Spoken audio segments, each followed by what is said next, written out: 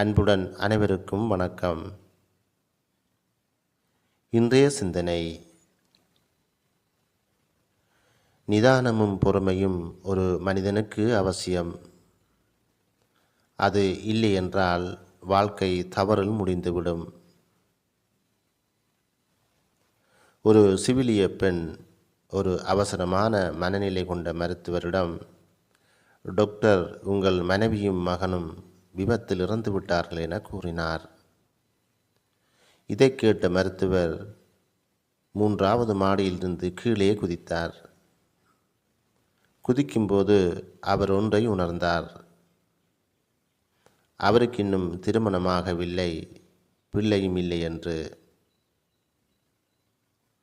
இப்படித்தான் நாமும் சில நேரங்களில் பொறுமை இல்லாமல் அவசரத்தில் செயல்படுகின்றோம்.